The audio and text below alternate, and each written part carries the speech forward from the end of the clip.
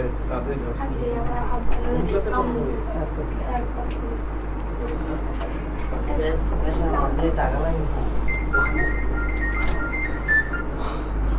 আলাইকুম সুপ্রিয় শিক্ষার্থী বন্ধুরা, সবাইকে স্বাগতম জানাচ্ছি রয়্যাল এডুকেশনের পক্ষ থেকে।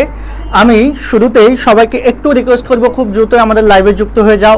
আজকে আমাদের বহুল কাঙ্ক্ষিত একটা ক্লাস, হিসাব বিজ্ঞানের প্রথম পত্রের সবচাইতে গুরুত্বপূর্ণ দুইটা টপিকস। একটা হচ্ছে আমাদের দ্বিতীয় অধ্যায় হিসাবের বইসমূহ এবং আরেকটা হচ্ছে তৃতীয় অধ্যায় ব্যাংক সমন্বয় বিবরণী। এই হিসাবের বইসমূহ এবং ব্যাংক সমন্বয় বিবরণীর দুইটা অধ্যায়ের আমরা CQ plus MCQ solve class নেব। সো সবাইকে আমি রিকোয়েস্ট করব খুব দ্রুতই আপনারা সবাই যুক্ত হয়ে যান, যাতে করে আমরা দ্রুতই ক্লাসটা শুরু করতে পারি। আর এই ক্লাসটা সবাই একসাথে এনজয় করবেন, পাশাপাশি বন্ধুবান্ধব সহ সবাইকে মেনশন করে দিবেন, ক্লাসটাকে শেয়ার করে দিবেন বিভিন্ন গ্রুপে, যাতে করে আপনাদের বন্ধুবান্ধব সবাই একসাথে ক্লাসটা এনজয় করতে পারে। সো আমি সবাইকে রিকোয়েস্ট করব খুব দ্রুতই আমাদের লাইভে যুক্ত হয়ে যান, পাশাপাশি আমাদের লাইভটাকে আপনারা একটু শেয়ার করে দেন। আর আমি জাস্ট একটা মিনিট সময় নিচ্ছি, জাস্ট বিভিন্ন গ্রুপে আমাদের ক্লাসটাকে যাতে আপনারা শেয়ার করে দেন সেই সময়টুকু নিচ্ছি। আশা করি আপনারা হেল্প করবেন। আর আমরা আজকের ক্লাসে যা যা পড়বো ইনশাল্লাহ, এখান থেকে সামনে যে আমাদের এইচএসসি পরীক্ষা আছে সেই এইচএসসি পরীক্ষায় প্রশ্ন তো কমন থাকবে, পাশাপাশি আমাদের অ্যাডমিশন টেস্টের একটা টাচ প্রিপারেশন হয়ে যাবে। সো সবাইকে রিকোয়েস্ট করব আপনারা খুব দ্রুতই আমাদের লাইভে কে কে আছেন একটু জানান, পাশাপাশি হচ্ছে বন্ধুবান্ধবদের একটু শেয়ার করে দেন।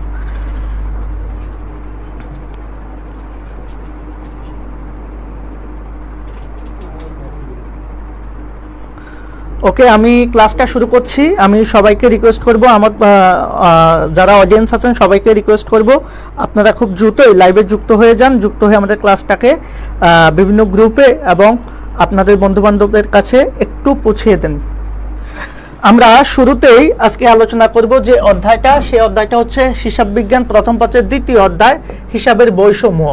এটা শেষ করতে পারলে এটার সিকিউ এবং এমসিকিউ শেষ করার পর আমরা চলে যাব ব্যাংক সমন্বয় বিবরণী। তো এই ক্লাসটা হচ্ছে আপনাদের জন্য একটা সাজেশনমূলক ক্লাস, অর্থাৎ এখানে আমি দ্বিতীয় অধ্যায়ের আমাদের সিকিউ কোন কোন প্রশ্ন আসতে পারে, কোন টাইপের প্রশ্ন আমাদের বেশি আসতে পারে সেই রকম একটা সাজেশন থাকবে। পাশাপাশি এই সাজেশনের সাথে সাথে আমাদের ওই অধ্যায় রিলেটেড যতগুলো এমসিকিউ আছে সবগুলো এমসিকিউ আমরা সলভ করব। এর পাশাপাশি আমরা যেটা করব, এই অধ্যায়টা শেষ করার পরে যদি আপনাদের রেসপন্স ভালো পাই সেক্ষেত্রে আমরা পরের অধ্যায়টাতে চলে যাব। ওকে, সো আর কথা না বাড়িয়ে আমি শুরু করছি আমাদের ক্লাস। আমরা শুরুতে আলোচনা করব যেটা আমাদের দ্বিতীয় অধ্যায়। এই দ্বিতীয় অধ্যায় থেকে আমরা জানি আমাদের যে শর্ট সিলেবাস, সেই শর্ট সিলেবাসে আমরা জানি আমাদের হিসাব বিজ্ঞান প্রথম পত্রের আমাদের 6টা অধ্যায় আছে। ভাইয়ারা কয়টা অধ্যায় আছে? 6টা অধ্যায় আছে খ বিভাগের জন্য। এই 6টা অধ্যায় থেকে আমাদের 9টা প্রশ্ন আসবে। যেহেতু 6টা অধ্যায় থেকে 9টা প্রশ্ন আসবে, তার মধ্যে সবচাইতে বড় অধ্যায়টা হচ্ছে কিন্তু আমাদের হিসাবের বইসমূহ। কারণ আপনারা যারা 9-10-এ অ্যাকাউন্টিং করেছেন তারা জানেন এই একটা অধ্যায় দিয়ে 9-10-এর 7টা অধ্যায়। সো এই অধ্যায়ের মধ্যে আমাদের কি নাই, আমাদের একেবারে লেনদেন বিশ্লেষণ হতে শুরু করে জাবেদা, খতিয়ান, তারপরে হচ্ছে আমাদের নগদান বই, এরপরে বিশেষ জাবেদা, সব কিছু এই অধ্যায়ে আছে। সো এজন্যই এই অধ্যায় থেকে আমাদের প্রতিবারই কমপক্ষে 2টা প্রশ্ন, ভাগ্য ভালো হলে 3টা প্রশ্ন আসতে পারে সিকিউ। আর এই 2টা বা 3টা প্রশ্ন সমাধানের জন্য আমি আপনাদের জন্য 8টা প্রশ্ন সিলেক্ট করেছি। এই প্রশ্নগুলো আমি নিজে তৈরি করেছি, কারণ হচ্ছে এই প্রশ্নগুলো যদি কেউ সলভ করতে পারেন, এই 8টা প্রশ্ন সলভ করতে পারলে আপনার এই অধ্যায়ের আর কোনো অঙ্ক করা লাগবে না। এই অধ্যায়ের যত ধরনের ম্যাথ আছে ওই 8টা ম্যাথের মধ্যে আমি সকল টপিকস নিয়ে এসেছি। সো এই 8টা অধ্যায় হচ্ছে, 8টা ম্যাথ হচ্ছে এমন একটা ম্যাথ আমি নিজে হাতে এটা তৈরি করেছি আপনাদের জন্য, যাতে করে আপনাদের আর কোনো এক্সট্রা ম্যাথ করা না লাগে। কারণ অনেক স্টুডেন্ট আমাদেরকে ইনবক্স করে বলেন যে স্যার এই অধ্যায় এত বড়, এখান থেকে আমরা কি কি পড়বো। সো আমি এতটুকু গ্যারান্টি দিতে পারি, এই অধ্যায় থেকে আমি যে 8টা ম্যাথ আপনাদেরকে ক্রমান্বয়ে এখন আলোচনা করে দেব, এর বাইরে আপনাদের আর কিছু পড়তে হবে না। ওকে, তো শুরুতে আমরা প্রথম যে প্রশ্নটা নিয়ে আলোচনা করব, সেখানে আমাদের দেখেন আমাদের প্রথম যে নাম্বার প্রশ্নটা সেটা হচ্ছে মোট ব্যবসায়িক বাট্টার পরিমাণ। ভাইয়ারা একটু খেয়াল করেন, ব্যবসায়িক বাট্টা জিনিসটা কি আমরা সবাই জানি। ব্যবসায়িক বাট্টা মানে হচ্ছে কারবারি বাট্টা। আর কারবারি বাট্টা সাধারণত দুই ধরনের হয়, একটা হচ্ছে ক্রয় বাট্টা আর একটা হচ্ছে বিক্রয় বাট্টা। সো এই ব্যবসায়িক বাট্টা চেনার জন্য আপনাকে একটা টেকনিক জাস্ট অবলম্বন করতে হবে। সেই টেকনিকটা হচ্ছে কি, ক্রয়ের সাথে এবং বিক্রয়ের সাথে যদি কোনো ধরনের ডিসকাউন্ট বা বাট্টার হার থাকে তখন সেটাকে আপনারা বলবেন কারবারি বাট্টা বা ব্যবসায়িক বাট্টা। তাহলে এখানে এই যে দেখেন, এখানে 2 নাম্বার প্রশ্নটাতে আছে ক্রয়, আর ক্রয়ের সাথে এখানে একটা বাট্টা আছে। তাহলে আমি শুরুতেই বলেছি ক্রয় এবং বিক্রয়ের সাথে কোনো বাট্টা থাকলে সেটাকে আমরা বলি ব্যবসায়িক বাট্টা বা কারবারি বাট্টা। তাহলে এই যে ক্রয়ের সাথে একটা বাট্টা আছে এটাকে হচ্ছে আমরা কারবারি বাট্টা বলবো। এরপরে দেখেন এখানে আরেকটা ক্রয় আছে, এই ক্রয়ের সাথে আরেকটা বাট্টা আছে, এটাও আমাদের কি বাট্টা? কারবারি বাট্টা। তাহলে কারবারি বাট্টা আর ব্যবসায়িক বাট্টা একই জিনিস। সো এখান থেকে আমাদের ব্যবসায়িক বাট্টার পরিমাণ বের করতে বললে আপনারা জাস্ট 2 তারিখ এবং 20 তারিখ এই দুইটা লেনদেন থেকে আপনারা যে বাট্টাটা পাবেন, আর বাট্টাটা বের করার সিস্টেম আপনারা জানেন, আমাদের যে টাকা থাকবে সেই টাকা থেকে বাট্টার হারটা জাস্ট গুণ করে দিবেন, অর্থাৎ 10,000 টাকা। এই 10,000 টাকাকে আপনারা কি করবেন? জাস্ট 10% দিয়ে গুণ করে দিবেন, তাহলে আপনারা কারবারি বাট্টা পেয়ে যাবেন। আবার এখানে হচ্ছে কত? 30,000 টাকা। 30,000 টাকাকে আপনারা জাস্ট কত পার্সেন্ট? 5% বের করে ফেলবেন, তাহলে আপনারা পেয়ে যাবেন কাঙ্ক্ষিত কারবারি বাট্টা। ওকে, আর 10,000 টাকার 10% বের করার সিস্টেম কি? আমরা বলবো জাস্ট একটা শূন্য কমাই দেন, 1,000 টাকা। 30,000 টাকার 5% কিভাবে বের করবেন? 10% বের করছি যেভাবে, জাস্ট একটা শূন্য কমাই দেন, কত হয়? 3,000। এটাকে অর্ধেক করে দেন, 1,500। জাস্ট এখানে কত হচ্ছে তাহলে? আপনার 1,000 আর 1,500, 2,500 টাকা হচ্ছে আপনার কারবারি বাট্টা। এটা হচ্ছে আমাদের ক নাম্বার প্রশ্নের উত্তর। এবার আসেন খ নাম্বারে হচ্ছে ক্রয় জাবেদা। ক্রয় জাবেদা কিভাবে করতে হয় আপনারা সবাই জানেন। এই জাবেদাটা জাস্ট আপনারা কি করবেন? তারিখ, ক্রেডিট হিসাব খাত, চালান নং, সূত্র, এরপরে ক্রয়, ডেবিট, পাওনাদার, ক্রেডিট, এই ছকে করে ফেলবেন। আর ক্রয় যাবে তাই শুধুমাত্র কি যাবে? শুধুমাত্র ধারে বা বাকিতে পণ্য ক্রয়, ধারে বা বাকিতে পণ্য ক্রয়গুলা আমাদের এই ক্রয় যাবে তাই আসবে, অন্য কোনো লেনদেন আমাদের ক্রয় যাবে তাই আসবে না। ওকে, আর পরের যে প্রশ্নটা সেটা হচ্ছে নগদ প্রদান জাবেদা। আমরা জানি যত ধরনের নগদ বা চেক সংক্রান্ত প্রদান আছে সকল প্রদান দিয়ে আমরা নগদ প্রদান জাবেদা করব। তার মানে হচ্ছে নগদ প্রদান জাবেদা শুধুমাত্র নগদ সংক্রান্ত লেনদেন থাকবে না, নগদ প্লাস চেক সংক্রান্ত যে প্রদানগুলো আছে সেগুলা চলে আসবে। তাহলে প্রথম যে প্রশ্নটা আমরা আলোচনা করছি এই প্রশ্নটা আপনারা ইনশাল্লাহ ভালোভাবে অ্যান্সার করতে পারবেন বলে আমার মনে হচ্ছে। তো আপনারা একটু কমেন্ট করে জানান তো আপনাদের ক্লাসটা বোঝা যাচ্ছে কিনা বা সব কিছু ক্লিয়ার আছে কিনা, আপনারা বুঝতে পেরেছেন কিনা, এখানে কারো কোনো প্রবলেম আছে কিনা। যদিও আমি সবগুলা বিষয় নিয়ে কথা বলবো না, কারণ আজকে অনেক ডিটেলস আলোচনা, আর এই আলোচনাতে আমি আপনাদেরকে আজকে যারা ক্লাস করবেন তাদেরকে এই স্পেশাল পিডিএফ শিটটা দিয়ে দিব। আর এই শিটের যে সাজেশন প্রশ্নগুলো আছে ইনশাল্লাহ আমি দ্বিতীয় অধ্যায় থেকে জাস্ট 8টা প্রশ্ন সিলেক্ট করেছি, কারণ এত বড় একটা অধ্যায় থেকে 8টা প্রশ্ন করলে আপনি মিনিমাম 2 থেকে 3টা প্রশ্ন কমন পেয়ে যাবেন। অর্থাৎ যারা একেবারে উইক স্টুডেন্ট আছেন তাদের জন্য এখান থেকে 20 থেকে 30 নাম্বার এখান থেকে সিকিউ কমন পাবেন, আর এমসিকিউতে 5 থেকে 8 নাম্বার কমন পেয়ে যাবেন ইনশাল্লাহ। এতটুকু আপনি গ্যারান্টি নিতে পারেন। এ হচ্ছে আমাদের কথা। তাহলে প্রথম প্রশ্নটা নিয়ে আমরা বিশ্লেষণ করলাম। এবার আমরা আলোচনা করব দ্বিতীয় প্রশ্নটা নিয়ে। দেখেন এই দ্বিতীয় প্রশ্নতে আমাদের একটা ক নাম্বারে কি চেয়েছে? প্রারম্ভিক মূলধনের পরিমাণ, এরপরে হচ্ছে জাবেদা চেয়েছে, এরপরে হচ্ছে নগদান হিসাব এবং ভ্যাট চলতি হিসাব চেয়েছে। তো এটা নিয়ে আমি বেশি কথা বলবো না, এটা নিয়ে জাস্ট একটা বিষয় আপনাদের সাথে শেয়ার করি যে যদি কখনো প্রারম্ভিক মূলধন বের করতে বলে তাহলে আমরা কি করব? জাস্ট কিছু করার দরকার নাই, আমাদের শুরুতে যা যা আছে, মালিক যা যা নিয়ে ব্যবসা শুরু করেছে সকল জিনিসগুলো আমরা কি করে দেব? যোগ করে দেব। যদি কোনো ধরনের দায় থাকে বা কোনো ধরনের ঋণ থাকে, পাওনাদার থাকে, সেগুলোকে আমরা বিয়োগ করে দেব। অর্থাৎ আমরা এর আগে আলোচনা করেছি যে মূলধন সমান কি ভাইয়া? আমরা সবাই জানি মূলধন সমান হচ্ছে সম্পদ মাইনাস দায়। তাহলে মূলধন সমান যেহেতু সম্পদ মাইনাস দায়, তাহলে এখান থেকে আমরা প্রারম্ভিক মূলধন কিভাবে বের করব? জাস্ট টেকনিক্যালি মূলধনের আগে আপনি প্রারম্ভিক লাগান আর সম্পদের আগে প্রারম্ভিক লাগান, তাহলে কি হবে? প্রারম্ভিক সম্পদ মাইনাস কি হবে? দায়ের আগে প্রারম্ভিক লাগান, প্রারম্ভিক দায়। ওকে, তাহলে মূলধন সমান সম্পদ মাইনাস দায় হলে মূলধন সমান প্রারম্ভিক সম্পদ মাইনাস প্রারম্ভিক দায়। আবার সমাপনী মূলধন বের করতে হলেও আপনি কি করবেন? সমাপনী সম্পদ থেকে সমাপনী দায়টা মাইনাস করবেন। তাহলে এখানে আমাদের এই যে প্রারম্ভিক মূলধন, তাহলে এখানে প্রারম্ভিক মূলধন কত হবে? দেখেন তো, আপনার এই যে 1,40,000 টাকা হচ্ছে নগদ। ওকে, 1,40,000 টাকা। আপনি যখন নগদ লিখবেন তখন লিখবেন 1,40,000। ওকে, 1,40,000, এটা একটা সম্পদ। আর কি কি সম্পদ আছে? এরপরে হচ্ছে পণ্যদ্রব্য নিয়ে শুরু করছে, তাহলে পণ্যদ্রব্য লেখেন। যদিও পণ্যদ্রব্য সম্পদ না, কালীন পদ্ধতিতে সম্পদ না হলে মজুদ পদ্ধতিতে এটাকে আমরা সম্পদ হিসাবে চিহ্নিত করি। ওকে, 15,000, তাহলে এখানে 15,000 লিখলেন। তাহলে আমরা এখানে কি কি পেলাম সম্পদের মধ্যে?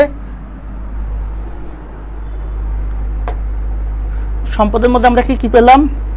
সম্পদের মধ্যে আমরা পেলাম হচ্ছে, ওকে জাস্ট 1 মিনিট,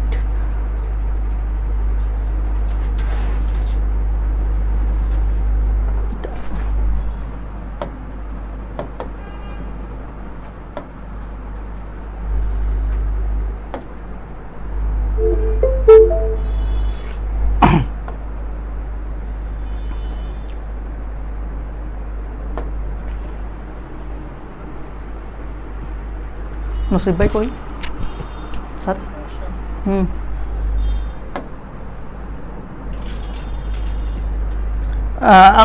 একটা মিনিট সময় নিচ্ছি, জাস্ট আপনারা একটু ওয়েট করেন।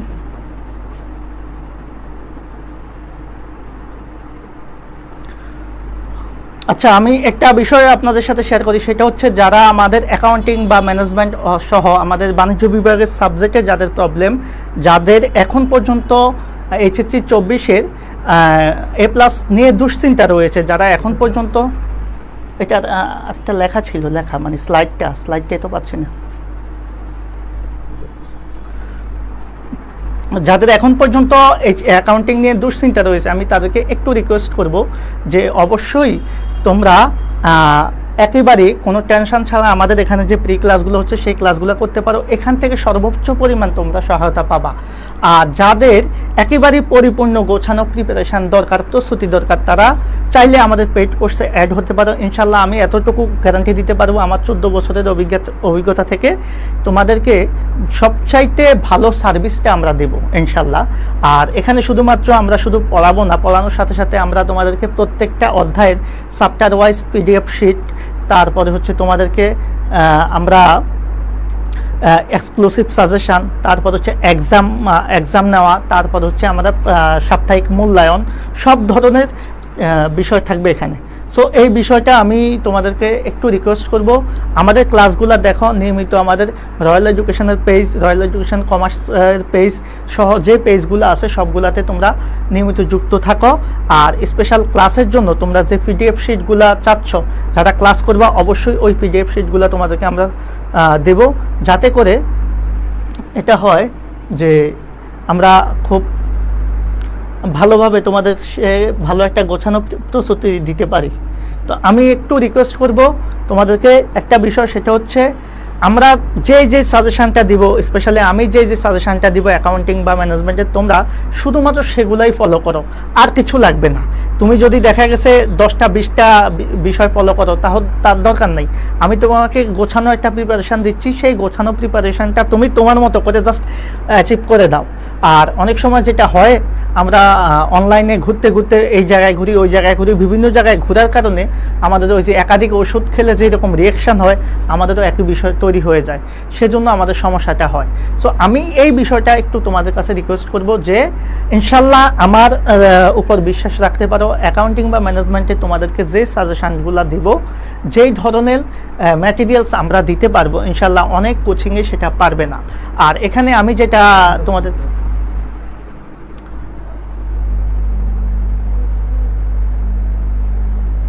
আসে না, এখানে এই স্যার এখানে আছে, কোনটা আপনার দেখা যাচ্ছে কেন এটা? Thank you. এটা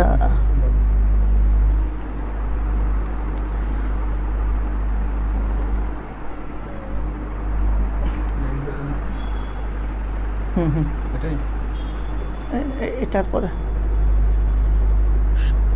একবারে শুরুর পেজে কথা কেমনে আসবো, একবারে শেষে চলে গেল। হ্যাঁ এটা জি, থ্যাংক ইউ। আসলে আমাদের একটু টেকনিক্যাল সমস্যা ছিল, যার কারণে আমি ক্লাসটা একটু হ্যাম্পার হয়েছে, সেজন্য সবার কাছে সরি। আমরা এখনই আবার আমাদের আলোচনায় চলে যাব। দেখো আমাদের যতটুকু প্রথম প্রশ্নটা তো আমরা শেষ করেছি, এবার আমাদের দ্বিতীয় প্রশ্ন যেটা, সেই প্রশ্ন নিয়ে আমরা একটু আলোচনা করব। খেয়াল করো, আমরা প্রথমে যে বিষয়টা এখন দেখাবো যে আমাদের প্রারম্ভিক মূলধনের পরিমাণের কথা বললাম। তো প্রারম্ভিক মূলধন কিভাবে বের করতে হয় আমরা বলেছি যে সম্পদ থেকে দায় মাইনাস করে প্রারম্ভিক মূলধনটা আনতে হয়। তাহলে আমাদের শুরুতে নগদ হচ্ছে 1,40,000, আমরা কি করব জাস্ট নগদ 1,40,000 টাকা লিখবো। খেয়াল করবে শিক্ষার্থী বন্ধুরা, 1,40,000 টাকা। এরপরে পণ্যদ্রব্য লিখবো হচ্ছে যা যা নিয়ে আসছে মালিক, পণ্যদ্রব্য বা মজুদ পণ্য নামে লিখতে পারো এটাকে তুমি কত, 15,000। 15,000 লেখার পর এবার আমরা যেটা লিখবো সেটা হচ্ছে আসবাবপত্র 30,000 টাকা। জাস্ট আর কি কি আনছে মালিক, আর কোনো কিছু এনেছে কিনা একটু খেয়াল করো তো। আসবাবপত্র এনেছে 30,000 টাকা, আর কোনো কিছু মালিক আনে নাই। তাহলে যা যা নিয়ে এসেছে সবগুলাকে যোগ করে দাও। জাস্ট 1 লক্ষ কত, 40, 50, 55, 85,000। ওকে, 1,85,000 টাকা। স্বাভাবিকভাবে আমাদের মনে হতে পারে এটাই আমাদের প্রারম্ভিক মূলধন। তবে ভাইয়া এখানে একটা জায়গায় প্রবলেম আছে। সেই জায়গাটা কি, দেখো আমাদের যে মালিক যা যা নিয়ে এসেছে এই 3টা জিনিস দিয়ে আমরা কি করছি, প্রারম্ভিক মূলধন বের করছি। কারণ আমরা জানি টোটাল সম্পদের যোগফল, আর যদি কোনো দায় থেকে থাকে সেটা মাইনাস হবে। তবে এখানে এই যে 1,40,000, এই 40,000-এর পাশে একটা ব্র্যাকেট দিয়ে কথা বলা আছে, এটা অনেকে খেয়াল করবেন না। এই কথাটার জন্যই প্রবলেমটা হবে। বলছে এই 1,40,000 টাকা যে সে নগদে পেয়েছে তার মধ্যে 5% ব্যাংক ঋণ আছে 40,000। এখন তোমরাই বলো, ব্যাংক ঋণ যদি থাকে, সেই ব্যাংক ঋণটা একটা ব্যবসা প্রতিষ্ঠান যখন আনে তখন একদিকে নগদ টাকা বাড়ে, সেজন্য নগদের সাথে যোগ হয়েছে। কিন্তু সাথে সাথে আমাদের হিসাব সমীকরণ অনুসারে আলাদা একটা পক্ষ বৃদ্ধি পাবে। যেমন ব্যাংক থেকে লোন নেওয়া হলে আমরা জাবেদা করি কি, নগদান হিসাব ডেবিট, ব্যাংক ঋণ ক্রেডিট। তার মানে একদিকে আমাদের সম্পদ বৃদ্ধি পায়, অন্যদিকে আমাদের ব্যাংক ঋণ নামক একটা দায় বৃদ্ধি পায়। যার জন্য এই যে ব্যাংক ঋণ নিয়েছে 40,000 টাকা আমাদের নগদের সাথে যোগ হয়েছে, কিন্তু এই 40,000 টাকা আবার দায় হিসাবে আমরা কি করব, ব্যাংক ঋণ নামে বাদ দিয়ে দিব। কারণ আমরা কি জানি, মূলধন সমান সম্পদ মাইনাস দায়। তাহলে বাকি যে এই টাকাটা থাকবে, অর্থাৎ 1,45,000 টাকা, এটাই হবে আমাদের প্রারম্ভিক মূলধন। আপনারা কি বুঝেছেন? আমি আশা করি আপনারা বুঝতে পারছেন যে প্রারম্ভিক মূলধনটা আমরা কিভাবে বের করব। সো এই অঙ্কটা থেকে আমরা এই জাতীয় অঙ্ক একটা প্রশ্নে খুবই গুরুত্বপূর্ণ, যে প্রারম্ভিক মূলধন বা 1 তারিখের মূলধন বা শুরুর মূলধন কি, সেই মূলধনটা কিভাবে বের করতে হয়, সেই জিনিসটা কিন্তু আমাদের জন্য খুব গুরুত্বপূর্ণ। এখন একটা বিষয় আমি রিকোয়েস্ট করবো আপনারা যারা এখনো পর্যন্ত আমাদের ক্লাসে উপস্থিত হতে পারেন নাই, সবাইকে আমি রিকোয়েস্ট করব খুব দ্রুতই আপনারা আমাদের লাইভে চলে আসেন। আপনাদের জন্য আজকে যে ক্লাসটা আমরা আয়োজন করেছি এটা খুবই ইফেক্টিভ এবং গুরুত্বপূর্ণ একটা ক্লাস। এই ক্লাসটা যদি আপনারা না করেন তাহলে আপনারা অনেক কিছু মিস করবেন।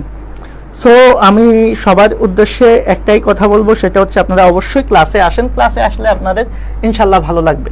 এবার আসেন পরবর্তী যে বিষয়টা, প্রশ্নটা ছিল সেটা হচ্ছে আমাদের এত তারিখে 2 তারিখ, 5 তারিখ, 20 তারিখ এবং 30 তারিখ এইগুলা জাবেদা দিতে বলছে। এখন ভাইয়ারা আপনারাই বলেন, জাবেদা যদি আপনারা দেন, তো জাবেদা দিতে গেলে আমরা যেটা করব সেটা হচ্ছে, আমরা সবাই জাবেদা জানি কিভাবে আমরা জাবেদাটা দিব, সেই বিষয়টা আমরা জানি। তবে এখানে এই জাবেদাগুলো সাধারণ জাবেদা না, এই জাবেদাগুলো কিন্তু একটু অন্যরকম জাবেদা। কেমন জাবেদা? এখানে ভ্যাট সংক্রান্ত কিছু বিষয় আছে, সেই ভ্যাট সংক্রান্ত বিষয়ের জন্য অনেকের কাছে এই জাবেদাগুলো ঝামেলাপূর্ণ মনে হতে পারে। সো আমি একটা বিষয় তোমাদেরকে এখন ক্লিয়ার করে দিচ্ছি। ভ্যাট সংক্রান্ত যে জাবেদাগুলো আছে, যেমন এই যে 2 তারিখ এখানে ভ্যাট আছে, 5 তারিখ এখানেও ভ্যাট আছে, 20 তারিখ, 30 তারিখ, এগুলো হচ্ছে নর্মাল জাবেদা। এই 4টা জাবেদা চেয়েছে, জাস্ট আপনি চাইলে পুরো জাবেদাটা করে নিতে পারেন শেখার জন্য। তো আমি একটা বিষয় এখানে বলবো, এই যে ভ্যাট সহ ক্রয়, ভ্যাট সহ বিক্রয়, এই ভ্যাট সংক্রান্ত লেনদেনের জন্য আমরা কিভাবে জাবেদা দিব সেটার একটা টেকনিক আমি বলি। অনেকে ভ্যাট দেখলে ভয় পেয়ে যায়। আসলে ভাইয়া ভ্যাট দেখলে ভয় পাওয়ার কোনো কারণ নাই। এই যে ভ্যাট, এই ভ্যাট মানে হচ্ছে আমরা কি শুরুতে একটু জানি, এটাকে একটু জাস্ট কি করব, ইলাবোরেশন করা। ভিতে হচ্ছে ভ্যালু, এতে হচ্ছে অ্যাডেড, আর টিতে হচ্ছে ট্যাক্স। তাহলে ভ্যাটের পূর্ণরূপ কি, ভ্যালু অ্যাডেড ট্যাক্স। আর এখানে যদি আমি জাস্ট এটাকে বাংলায় করি, ভ্যালু মানে হচ্ছে মূল্য, অ্যাডেড মানে হচ্ছে সংযোজন, আর ট্যাক্স মানে কি আপনারাই জানেন, ট্যাক্স মানে হচ্ছে কর। তাহলে কি দাঁড়াচ্ছে, মূল্য সংযোজন কর। এটাকে যদি আমি ছোট করি, প্রথম অক্ষর নাও, মূল্যের মু, সংযোজনের স, করের ক, তাহলে কি হয়, মূসক। এই যে 4টা জিনিস, 4টাই এক, যেটাই ভ্যাট সেটাই হচ্ছে মূল্য সংযোজন কর বা ভ্যালু অ্যাডেড ট্যাক্স, সেটাই হচ্ছে মূসক। তাহলে এই ভ্যাটটা আমাদের জন্য কি, এটা একটা প্রশ্ন। একটা ব্যবসায়ের জন্য ভ্যাটটা সাধারণত কোনো কিছু না বললে আমরা ধরে নিব হচ্ছে সেটা দায়, কারণ আমরা আমাদেরকে একজন ব্যবসায়ী ভাববো। সেই ব্যবসায়ী হিসাবে আমাদের একটা চিন্তা থাকবে, সেটা হচ্ছে ভ্যাটটা কি। আমরা যখন পণ্য কাস্টমারের কাছে বিক্রি করব তখন সেই ভ্যাট দিয়ে পণ্যটা কিনে নেবে, আর এই ভ্যাটের টাকাটা আমাদের কাছে চলে আসবে। কিন্তু ভ্যাটটা কি আসলে আমাদের প্রাপ্য টাকা? না, এই ভ্যাটের টাকাটা মূলত সরকারের, যার জন্য এই ভ্যাটের টাকাটা আমাদেরকে পরিশোধ করতে হবে সরকারের কাছে। সেজন্য ভ্যাট বা মূসক বা মূল্য সংযোজন কর দায় হিসাবে আমরা সাধারণত এটাকে কি করি, ক্রেডিট করি। এখন কথা হচ্ছে ভ্যাট কখন ক্রেডিট হবে কখন ডেবিট হবে, এটা নিয়ে একটা কনফিউশন তৈরি হয়।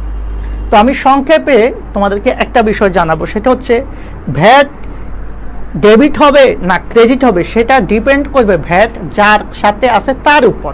অর্থাৎ ভ্যাটটাকে আমি বলতে পারবো হচ্ছে কি কার মতো, ওয়ান কাইন্ড অফ দালালের মতো। দালাল যখন কারো সম্বন্ধে কারো সাথে থাকে, হ্যাঁ, কারো পক্ষে থাকে, তখন সে যেরকম ভাবে দালাল ঠিক সেই কথাই বলে, অর্থাৎ জাস্ট চামচামি করে। তাহলে ভ্যাটটা হচ্ছে এক ধরনের চামচার মতো। অর্থাৎ ভ্যাট যখন ক্রয়ের সাথে থাকবে ভাইয়া, তাহলে ক্রয়ের স্বাভাবিক ব্যালেন্স কি বলেন তো, ডেবিট। তাহলে ভ্যাটটা তখন আমরা স্বাভাবিকভাবে ডেবিট বলবো। ওকে, আমি কি বুঝাতে পেরেছি? আবার ভ্যাটটা যখন আপনার বিক্রয়ের সাথে থাকবে, তাহলে বিক্রয়ের স্বাভাবিক ব্যালেন্স কি আপনারাই বলেন, অবশ্যই ক্রেডিট। তাহলে ভ্যাটটাও তখন কি হয়ে যাবে, ক্রেডিট হয়ে যাবে। এটা হচ্ছে সবচাইতে সহজ বুদ্ধি এবং সহজ টেকনিক আপনি ভ্যাটটাকে মনে রাখার জন্য। ক্রয় ফেরতের সাথে ভ্যাট থাকলে কি হবে বলেন তো, একটু বলেন তো কমেন্টে, আমি জাস্ট শুনি যে ভ্যাট যদি ক্রয় ফেরতের সাথে থাকে তাহলে ভ্যাটটা কি হবে। আপনারা লাইভে উপস্থিতি বাড়ান, না হলে কিন্তু ক্লাস আমরা অফ করে দিব। এত কম স্টুডেন্ট নিয়ে ক্লাস করাটা আসলে টাফ। আপনারা আসলে ভালো মন্দ এখনও বুঝেন না যে কোন ক্লাস করলে আমাদের উপকার হবে, কোন ক্লাসে আমরা শিখতে পারবো, সেই বোধোদয় মনে হয় আপনাদের এখনও আসে নাই। আমি একটা বিষয় রিকোয়েস্ট করবো সবাইকে, যে আপনারা অবশ্যই অবশ্যই যেটা করবেন, ক্লাসে থাকবেন, কমেন্ট করবেন, আপনাদের সুবিধা অসুবিধা অবশ্যই জানাবেন। যদি ক্লাস ভালো না লাগে সেটাও শেয়ার করবেন, কোনো সমস্যা নেই। বা কোনো ধরনের কোনো প্রবলেম যদি মনে হয়, কোনো কিছু যদি আপনাদের জানার ইচ্ছে থাকে বা জানার থাকে, সেটা অবশ্যই বলবেন। তাহলে একটু কমেন্ট করে জানান তো, ক্রয় ফেরতের সাথে ভ্যাট থাকলে ভ্যাটটাকে আমরা কোন পাশে লিখব, ডেবিট পাশে না ক্রেডিট পাশে, একটু জানান তো। আমি একটু রিকোয়েস্ট করব আপনাদেরকে, অবশ্যই অবশ্যই আপনারা যাতে ক্লাসে যুক্ত হয়ে যান। এখন পর্যন্ত আমি আমার কাঙ্ক্ষিত মানে যতটুকু পরিমাণ স্টুডেন্ট থাকার কথা তত স্টুডেন্ট আমি পাচ্ছি না, সেই জন্য আমি একটু হতাশ, সত্য কথা যেটা। সো আমি আপনাদেরকে বলবো যে আপনারা অবশ্যই অবশ্যই ক্লাসে যুক্ত হয়ে যান, পাশাপাশি বন্ধুবান্ধবদেরকে একটু মেনশন করে দেন। হ্যাঁ, যদি এমন হয় আপনাদের কোনো ধরনের কোনো কোশ্চেন থাকে, সেই কোশ্চেনটা অবশ্যই করতে পারেন। আমরা ইনশাল্লাহ আপনাদের প্রত্যেকটা বিষয়ে গুরুত্ব দিয়ে দেখার চেষ্টা করব। ওকে, আমি সবাইকে কোন জায়গা থেকে বলছেন একটু জানান। আমরা ক্লাসটা দীর্ঘক্ষণ দেব না, যেহেতু আপনাদের রেসপন্স কম হলে কিন্তু আমরা ক্লাস বেশিক্ষণ কন্টিনিউ করব না, এটা হচ্ছে বড় কথা। কারণ ক্লাস যাদের জন্য দিচ্ছি তাদের, আপনাদের সামনে এক্সাম, সেই এক্সামের উপর ডিপেন্ড করে আমরা কিন্তু ক্লাসগুলো দিচ্ছি। আর এই ক্লাসগুলো যে কতটা উপকার হবে আপনাদের কল্পনা করতে পারতেছেন না। যাই হোক, আপনারা তাহলে ভ্যাটের যে বিষয়টা আমি আপনাদের সাথে শেয়ার করেছি এখন পর্যন্ত, আপনারা আশা করি বুঝতে পেরেছেন যে ভ্যাটটা আসলে কি হবে। ভ্যাটটা যখন যার সাথে থাকবে সে অনুসারে ভ্যাটের কাজটা হবে। ওকে, আশা করি আপনারা ক্লিয়ার। এবার আমরা আসবো হচ্ছে আমাদের পরবর্তী আলোচনায়, যে জাবেদাগুলো আমরা কিভাবে দিব আসলে।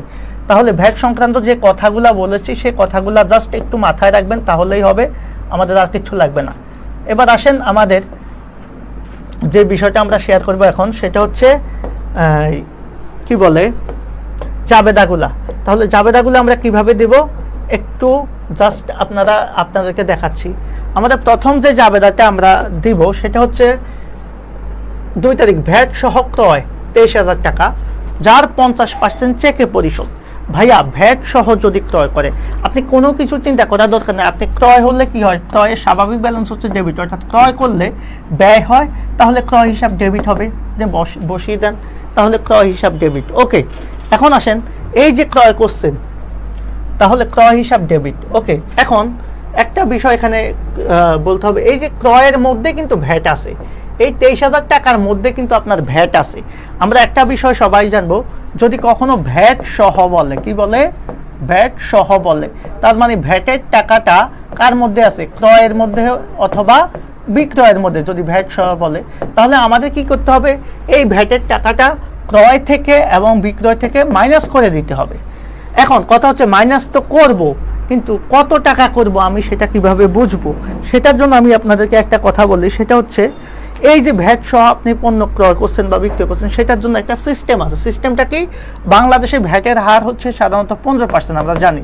তবে ভ্যাট সহ হওয়ার কারণে আমাদের ঐকিক নিয়মে গিয়ে সেটা কি হয়, এই যে 15% মানে হচ্ছে 100 ভাগের কত, 15, আর ভ্যাট সহ বলার কারণে এই 15 আবার নিচে যোগ হয়ে যাবে। তাহলে কি হয়, 115 ভাগের 15, এটা হচ্ছে ভ্যাটের হার। এটাকে যদি আপনি ছোট করেন, 5 দিয়ে কাটাকাটি করেন, তখন হয় 23 ভাগের 3। অনেক সময় এমসিকিউ আসে যে বাংলাদেশে ভ্যাটের ফ্যাক্টর কত, তাহলে 23 ভাগের 3 অথবা 115 ভাগের 15। এটা কখন হবে, যখন ভ্যাট সহ বলবে। তাহলে এখানে ক্রয় ভ্যাট আপনি কিভাবে বের করবেন, ক্রয় ভ্যাট বের করবেন হচ্ছে সাপোজ হচ্ছে এভাবে। ক্রয় ভ্যাটটা কিভাবে বের করতেছি দেখেন, জাস্ট একটা দেখাবো, বাকিটা আপনারা করবেন। আমাদের এই যে ক্রয় হচ্ছে কত টাকা, 23,000 টাকা। আপনি 23,000 টাকা লিখেন, 23,000কে কি করবেন, আপনি 15 দিয়ে গুণ করবেন, 115 দিয়ে ভাগ করবেন, তাহলে ক্রয় ভ্যাট পেয়ে যাবেন আপনি 3,000 টাকা। ওকে, কারণ হচ্ছে আপনি 15 দিয়ে ভাগ করে বা হ্যাঁ এভাবে করবেন। তাহলে এটা হচ্ছে বিষয়। তাহলে ভ্যাটের টাকাটা আপনি বের করবেন। তাহলে এই যে আপনি ক্রয় করছেন 23,000 টাকার পণ্য, কিন্তু তার মধ্যে ভ্যাট হচ্ছে কত, 3,000, তার মানে ক্রয়ের মধ্যে অ্যাকচুয়ালি থাকবে কত, 20,000 টাকা। তাহলে ক্রয় হচ্ছে 20,000 টাকা হয়ে যাবে। বিষয়টা কি আপনারা বুঝতে পেরেছেন? ক্রয় 20,000 টাকা কেন হবে, কারণ হচ্ছে এই যে ভ্যাট হচ্ছে 3,000 টাকা, তার মানে ক্রয় হচ্ছে অবশিষ্ট কত, 20,000 টাকা। এবার আমি বলেছি, কি বলেছি মনে আছে, ভ্যাট কি, ভ্যাট যার সাথে থাকবে সে যে দিকে যাবে ভ্যাটও সেই দিকে যাবে, তার মানে ক্রয় আছে ডেবিট, এজন্য ভ্যাট চলতি হিসাবও হবে ডেবিট। তাহলে ভ্যাট চলতি হিসাব আপনি ডেবিট করেন কত, 3,000 টাকা। এখন এতটুকু তো আপনাদের ক্লিয়ার, এতটুকুই কারো কোনো প্রবলেম আছে? আমার মনে হয় কারো কোনো সমস্যা থাকার কথা না। এবার সমস্যা যেখানে হচ্ছে যে এবার আপনি টাকাটা কিভাবে দিয়েছেন, নগদে দিয়েছেন না চেকে দিয়েছেন, সেই বিষয়টা একটু দেখেন। আপনি 50% চেকে দিয়েছেন, তার মানে 50% নগদে, তার মানে এটার জন্য আপনার নগদ টাকা চলে গেছে, 50% নগদান ক্রেডিট, আর চেক প্রদান করেছেন সেজন্য ব্যাংক থেকে টাকা কমবে, ব্যাংক ক্রেডিট। কত টাকা, এই দুইটার যোগফলকে আপনি 2 দিয়ে ভাগ করেন, অর্থাৎ এই যে 23,000 টাকা তার অর্ধেক হচ্ছে কত, 11,500। 11,500 টাকা হচ্ছে আপনার নগদে, 11,500 হবে এখানে আর 11,500 হবে এখানে। এই হচ্ছে আপনাদের জাবেদা। তাহলে 2 তারিখের জাবেদাটাকে ক্লিয়ার? খুবই জটিল জাবেদা, অনেক সময় অনেক স্টুডেন্ট এই ধরনের জাবেদা পারবে না। সো আমি এমনভাবে আপনাদের সাথে আলোচনা করতেছি যাতে আপনার জাবেদাটা ক্লিয়ার হয়ে যায়। এবার ভ্যাট সহ পণ্য বিক্রয় যেটা, সেটার জাবেদা করতে পারবেন না, সেটার জাবেদা করতে পারবেন। কিভাবে করবেন, আপনি বিক্রয়টাকে ক্রেডিট করলে ভ্যাট চলতি হিসাবটাও ক্রেডিট হয়ে যাবে। আর বিক্রি করছেন কিভাবে, আপনি বিক্রি করছেন হচ্ছে নগদে, তাহলে নগদান ডেবিট হবে, ধারে দেনাদার ডেবিট হবে, আর বিলের মাধ্যমে হলে আপনার কি হবে, প্রাপ্য বিল বা প্রাপ্য নোট ডেবিট হবে। এইভাবে আপনার জাবেদাগুলো করতে হবে। সো আমি এতটুকু ডিটেলস আপনাদের সাথে আলোচনা করব না, কারণ হচ্ছে এগুলা নিয়ে আলোচনা করতে গেলে অনেক সময় লাগবে। এত সময় নেই, আমি জাস্ট বেসিকটা আপনাদের ধরিয়ে দিচ্ছি। আমাদের এমসিকিউ সলভ আছে, সেটা যাতে আমরা করতে পারি সেই বিষয়গুলোকে একটু মাথায় রাখতে হবে। ওকে, এবার আসেন আমাদের পরবর্তী যে বিষয়টা, সেটা হচ্ছে আমাদের নগদান হিসাব এবং ভ্যাট চলতি হিসাব। এই হিসাব বললেই মাথায় রাখবেন খতিয়ান। মানে হিসাব বললে আপনি কি প্রস্তুত করতে হবে, খতিয়ান প্রস্তুত করতে হবে। তার মানে বই বললে আমরা কি করব, জাবেদা করব। বই বললে করব হচ্ছে জাবেদা, হিসাব বললে করব হচ্ছে খতিয়ান। ওকে, আমাদের 2 নাম্বার প্রশ্নটা আমরা দেখেছি। এবার আমাদের 3 নাম্বার প্রশ্নটা আমরা একটু দেখব, যে 3 নাম্বার প্রশ্নটা একটু দেখাচ্ছি। দেখেন, এই 3 নাম্বার প্রশ্নটা হচ্ছে আমাদের জাস্ট ক নাম্বার প্রশ্নটা আমি একটু ধরিয়ে দিচ্ছি, যে কারবারে প্রদানের পর হাবিবুরের বিক্রয় লব্ধ অর্থের পরিমাণ কত ছিল। খেয়াল করেন, এই যে এই প্রশ্নটাতেও আপনার কি হচ্ছে, একটা জাবেদা আছে এবং খতিয়ান আছে। কিভাবে বুঝলেন, এই যে জাবেদা লিপিবদ্ধ করা বলছে, আর নগদান হিসাব এবং মূলধন হিসাব। আর আমি শুরুতেই বলেছি যে নগদান হিসাব বলো বলা থাকুক আর মূলধন হিসাব বলা থাকুক, যে কোনো হিসাব বললে আমরা সেটাকে খতিয়ান করব। সো খতিয়ান আপনারা পারবেন, জাবেদাও আপনারা পারবেন। আমি জাস্ট ক নাম্বার প্রশ্নটা আপনাদের ধরিয়ে দিচ্ছি যে হাবিবুরের কারবারের প্রদানের পর, তাহলে হাবিবুর কারবারে কি দিয়েছেন সেই বিষয়টা আমরা একটু দেখি। হাবিবুর রহমান 2014 সালের 1 জানুয়ারি 1 লক্ষ টাকা হ্যাঁ নিয়ে মূলধন দিয়ে ব্যবসা শুরু করছে। এখন দেখেন এই 1 লক্ষ টাকার মধ্যে উনি কি কি দিয়েছেন। 20% টাকা উনি নগদে দিয়েছেন, ওকে। 40% টাকা উনি পণ্য দিয়েছেন, 20% টাকার আসবাবপত্র দিয়েছেন। এরপরে হচ্ছে অবশিষ্ট 20% কি দিয়েছেন, অবশিষ্ট 20% হচ্ছে উনি মোটরযান দিয়েছেন। এখন কারবারে প্রদানের পর তার বিক্রয় লব্ধ অর্থের পরিমাণ, তাহলে এই বিষয়টা এখানে আসবে না। আসলে আমাদের বলছে প্রারম্ভিক মূলধন যেহেতু চায় নাই, চেয়েছে হচ্ছে কারবারে প্রদানের পর, তার মানে হাবিবুর কারবারে কি দিয়েছেন ওগুলা তো দিয়েছেনি, সেগুলা মূলধনে যাবে। জাস্ট এখানে হাবিবুরের আরও কিছু লেনদেন আছে, সেই লেনদেনগুলো পড়ে আপনি একটা লেনদেন পাবেন 21 তারিখে। 21 তারিখের লেনদেনটা একটু পড়ে দেখেন। হাবিবুরের নিজস্ব সম্পত্তি 75,000 টাকা বিক্রয় করে 2/5 কারবারে আনা হলো। কথা কি বোঝা গেছে? তাহলে প্রশ্নটা ছিল তার নিজস্ব সম্পত্তি কত টাকা বিক্রি করছে ভাইয়া, একটু দেখাই। তার নিজস্ব সম্পত্তি বিক্রি করছে হচ্ছে 75,000 টাকা। এই 75,000 টাকা বিক্রি করার পর সেটার কত অংশ কারবারে এনেছেন? 5/2 অংশ, মানে 2/5 মানে হচ্ছে সবসময় মাথায় রাখবেন, এটাকে আপনারা উপরে রাখবেন, এটাকে নিচে রাখবেন। তাহলে 2 আর এটা হচ্ছে পঞ্চমাংশ 5, অর্থাৎ 5/2 অংশ। তাহলে 75,000-এর 5/2 অংশ কত হবে? 5 দিয়ে কাটেন, 5 15 75, অর্থাৎ 15,000, এখানে 15 দুগুণে 30,000 টাকা সে কারবারে এনেছে। এখন কথা হচ্ছে সে নিজস্ব সম্পত্তি বিক্রি করেছেন কত টাকা? 75,000 টাকা। ভালো কথা। তাহলে তিনি সম্পত্তি বিক্রি করেছেন কত? সম্পদ বিক্রয় করেছেন হচ্ছে 75,000। একটু খেয়াল করবেন। আর কারবারে এনেছেন কত? 5/2 অংশ মাইনাস কারবারে আনায়ন করেছেন কত? আনয়ন 30,000 টাকা। তার মানে আমাদের বের করতে বলছে হচ্ছে কারবারে আনার পরে তার বাকি যে অর্থ সেটা কত।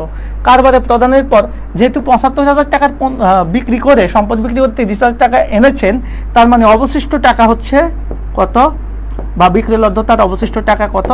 জাস্ট এখান থেকে এটা মাইনাস করেন, 45,000 টাকা। এটাই হচ্ছে আমাদের ক নাম্বার প্রশ্নের উত্তর।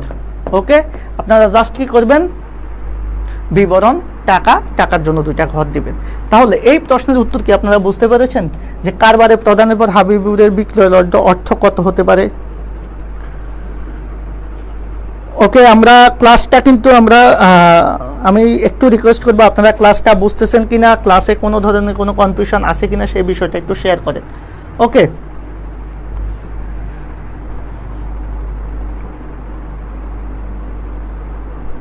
তাহলে হাবিবুরের প্রদানের পর বিক্রয় লব্ধ যে অর্থ, সে অর্থের পরিমাণ কত হবে? 45,000 টাকা। সেটা কিভাবে পেলাম?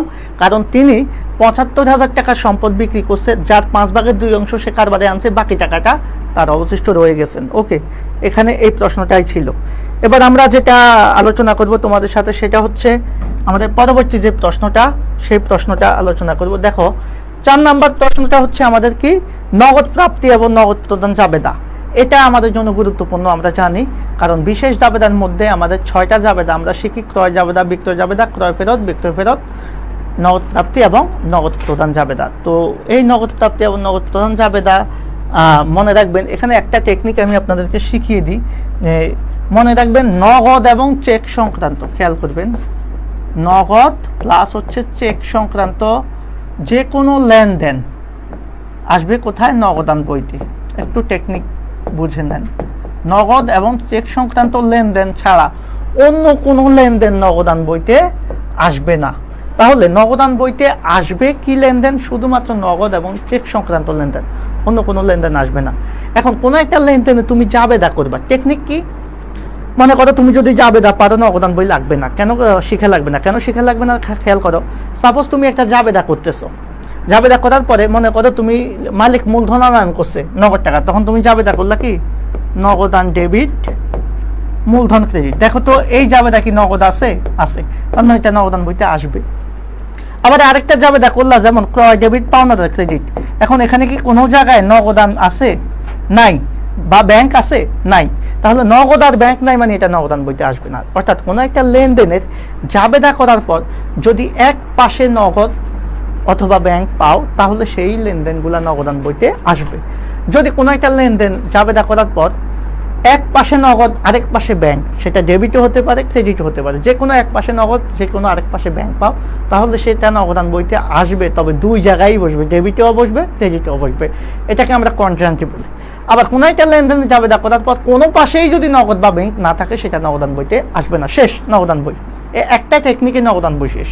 আমি জাস্ট একটা টেকনিক বলছি, নগদান বই করার জন্য তোমার আর কিচ্ছু লাগবে না, জাস্ট এই টেকনিকটা ফলো করবা। কি নগদান বই করার জন্য টেকনিক কি?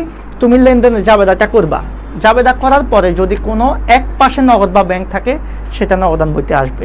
নগদ বা ব্যাংক ডেবিট হলে নগদান বই ডেবিটে আসবে, নগদ বা ব্যাংক ক্রেডিট হলে নগদান বই ক্রেডিটে আসবে। ওকে, কোনো একটা লেনদেনের জাবেদা করার পর নগদও পেয়েছো একসাথে ব্যাংকও পেয়েছো, অর্থাৎ নগদান ডেবিট হয়েছে ব্যাংক ক্রেডিট হয়েছে, অথবা নগদান ক্রেডিট হয়েছে ব্যাংক ডেবিট হয়েছে, দুইটাই আছে ডেবিট ক্রেডিট, তাহলে সেটা নগদান বইয়ের উভয় পাশে বসবে, যেটাকে আমরা কন্ট্রান্টি বা ক দিয়ে লিখে রাখি। আরেকটা কথা হচ্ছে যেটা কোনো একটা লেনদেনের জাবেদা করার পর নগদও আসলো না ব্যাংকও আসলো না, কিছুই নাই, নগদও নাই ব্যাংকও নাই, জাবেদায় ডেবিট ক্রেডিট কোনো পাশে নগদ বা ব্যাংক নাই, তাহলে সেটা নগদান বইতে আসবে না। শেষ। যেমন মালিক পণ্যদ্রব্য নিয়ে ব্যবসা শুরু করলেন, জাবেদা কি করবা? পণ্যদ্রব্য আনছে, ক্রয় হিসাব ডেবিট, মূলধন হিসাব ক্রেডিট। বলেন তো এটা নগদান বইতে আসবে? বলেন তো নগদান বইতে আসবে কিনা? আসবে না। এই জাতীয় লেনদেনগুলো কখনো নগদান বইতে আসবে না। এখন এখানে বলছে নগদান বইয়ের যে সনাতন রূপ হচ্ছে নগদান বই। নগদান বইকে আধুনিক পদ্ধতিতে দুইটা ভাগে ভাগ করা হয়েছে। বাম পাশটা নিয়ে অর্থাৎ ডেবিট পাশটা নিয়ে একটা জাবেদা তৈরি করা হয়েছে যেটাকে বলে নগদ প্রাপ্তি জাবেদা, ক্রেডিট পাশটা নিয়ে একটা জাবেদা তৈরি করা হয়েছে যেটাকে বলা হয় নগদ প্রদান জাবেদা। সো নগদ প্রাপ্তি এবং নগদ প্রদান জাবেদার সনাতন রূপই ছিল কিন্তু কি বই ভাইয়া? নগদান বই। এখন প্রশ্ন যদি বলে যে নগদ প্রাপ্তি এবং নগদ প্রদান জাবেদায় কোনগুলো আসবে না, সেটা যে কথা নগদান বইতে কোনগুলো আসবে না সেটা একই ধরনের প্রশ্ন। ওকে, তাহলে আমরা একটু জাস্ট দেখবো কোনটা জাবেদা করার পর নগদও পেলাম না ব্যাংকও পেলাম না। আমি সব আলোচনা করার সময় না, জাস্ট একটু দেখাবো। এই যেমন এখানে একটা লেনদেন আছে, খেয়াল করবা। এই যে আশরাফের নিকট হতে অফিস সরঞ্জাম ক্রয় করছো, 50% নগদে আর 50% ধারে। সো ধারে যেটা কিনছো সেটা তো আর নগদান বইতে আসবে না, তাহলে এখানে নগদান বইতে আসবে না। ওকে, এটা আর কি আসবে না একটু খেয়াল করো, সেটা হচ্ছে না, বাকি তো আর কোনোটা নাই যেটা নগদান বইতে আসে না। নগদে পণ্য ক্রয়, নগদে ব্যাংকে।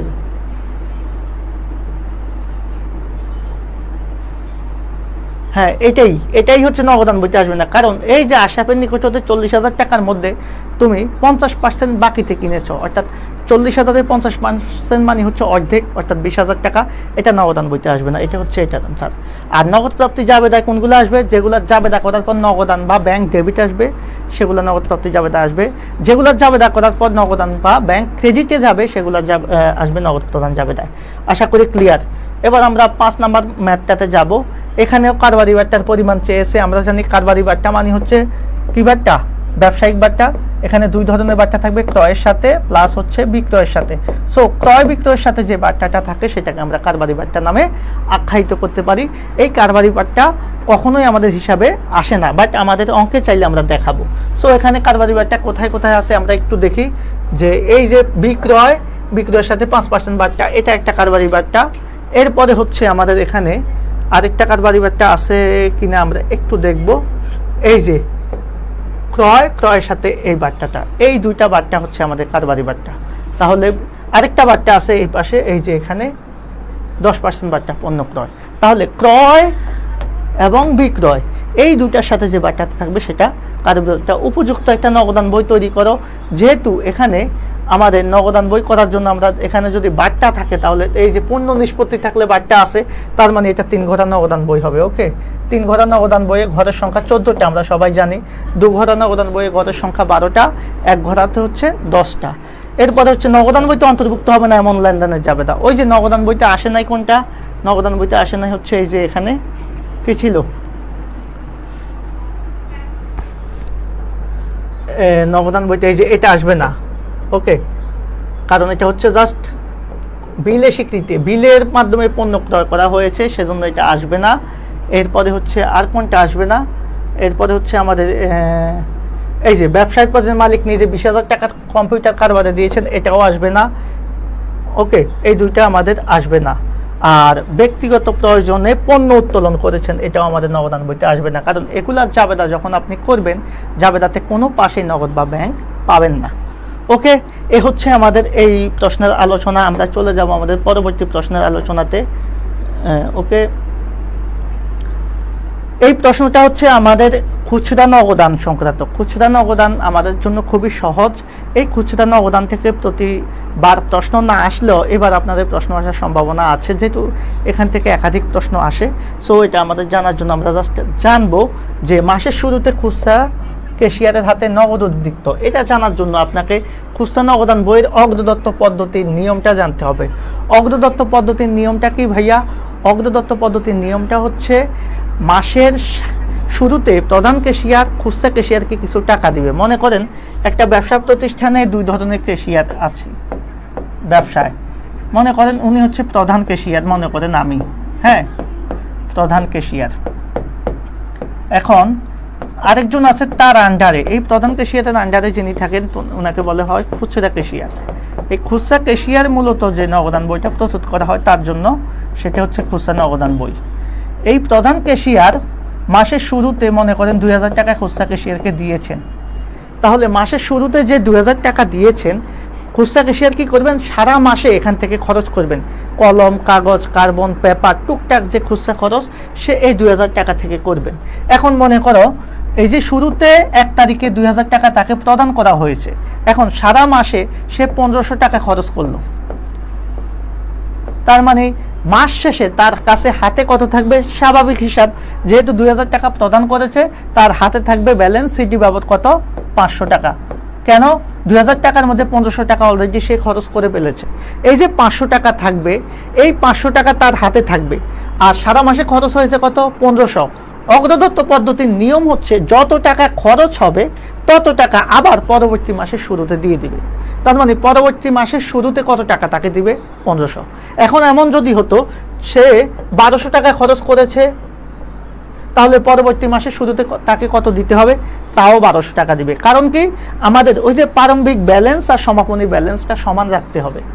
তার মানে হচ্ছে সারা মাসে যত টাকা খরচ করবে তত টাকা দিয়ে দিলে কি হবে? পরবর্তী মাসের শুরুতে আবার ওই আগের মাসের মতো ব্যালেন্সটা থাকবে। ওকে, এ হচ্ছে সিস্টেম। এখন এখানে যে প্রশ্নটা আসছে এটাতে এত বেশি আলোচনা করার দরকার নাই, এটা এমনিতেই বুঝবে। মাসের শুরুতে খুচরা ক্যাশিয়ারের নগদ উদ্বৃত্ত কত ছিল? এখন দেখেন তো, এই যে খুচরা অগ্রদত্ত টাকার পরিমাণ ছিল 1,000 টাকা, ওকে, খুচরা খরচের পরিমাণ ছিল 750 টাকা। তাহলে খুচরা খরচ যদি সে 750 টাকা করে ফেলে, তার কাছে শুরুতে হাতে কত ছিল? এটা নর্মাল একটা হিসাব, জাস্ট 1,000 থেকে আপনি 750 মাইনাস করেন 250 টাকা। আর প্রধান ক্যাশিয়ার তাকে আবার কত টাকা দিবে? এই যে যত টাকা খরচ করেছে 750 টাকা, তত টাকা দিয়ে দিবে। পরবর্তী মাসের 1 তারিখে তার কাছে আবার 1,000 টাকা থাকবে। ওকে, এরপরে লেনদেনগুলোর জাবেদা এবং খুচরা নগদান বই এটা আপনারা করে নিতে পারবেন। ওকে, এই হচ্ছে বিষয়। এবার আমরা পরবর্তী প্রশ্নে চলে যাব। একই রকম ভাবে আমাদের 1 তারিখে জাবেদা দিতে বলছে খুচরা নগদান বই। জাবেদাটা আপনারা দিবেন, একটা খুচরা নগদান বই তৈরি করবেন, যাতায়াত খরচ এবং অফিস খরচের একটা খতিয়ান করবেন। আর সর্বশেষ প্রশ্ন যেটা, সেটা হচ্ছে খুচরা নগদান বই বহির্ভূত লেনদেনের পরিমাণ। খুচরা নগদান বই বহির্ভূত লেনদেনের পরিমাণ বলতে গেলে যেগুলো আমাদের নগদান বইতে আসবে না, কোনো বড় ধরনের লেনদেন, বাকিতে লেনদেন, এই জাতীয় বিষয়গুলো খুচরা নগদান বইতে আসবে না, সেগুলো বাদ দিয়ে দিবেন। এ হচ্ছে আপনাদের সৃজনশীল প্রশ্ন। এখানে যে 8টা প্রশ্ন আমরা সলভ করেছি, সেই 8টা প্রশ্ন ইনশাল্লাহ এর বাইরে আর কোনো প্রশ্ন আপনাদের আসার সম্ভাবনা নাই। আর আমি একটা বিষয় আপনাদেরকে বলবো, সেটা হচ্ছে এই ক্লাসের আজকে আমি সৃজনশীল অধ্যায়ে জাস্ট সাজেশনমূলক ক্লাস নিয়েছি। প্রত্যেকটা প্রশ্ন কিন্তু ধরে ধরে সলভ করাতে পারি নাই, কারণ হচ্ছে এতগুলা প্রশ্ন সলভ করানো একটা ক্লাসে সম্ভব না। আমি জাস্ট আপনাদের আইডিয়া দিয়ে দিয়েছি। আপনাদের পিডিএফ শিটটা পেলে আপনারা অবশ্যই শুরু থেকে শেষ পর্যন্ত এই শিটটার যে 8টা প্রশ্ন আমি সিলেক্ট করে দিয়েছি, তৈরি করে দিয়েছি, এগুলো সলভ করলে ইনশাল্লাহ এখান থেকে আপনারা 30 নাম্বার কমন পেয়ে যাবেন। সো আজকের ক্লাসটা এখান পর্যন্ত রাখলাম। আমাদের আলোচনা আরও বিশাল ছিল, যেটা আজকের ক্লাসে সম্ভব হয় নাই। আমি আশা করব সামনের থেকে আপনাদের যদি রেসপন্স বাড়ে আমরা ক্লাস টাইমটা আরেকটু বাড়াবো। সো সবাইকে ধন্যবাদ জানিয়ে আজকের ক্লাসটা এখানে শেষ করছি। আল্লাহ হাফেজ, আসসালামু আলাইকুম।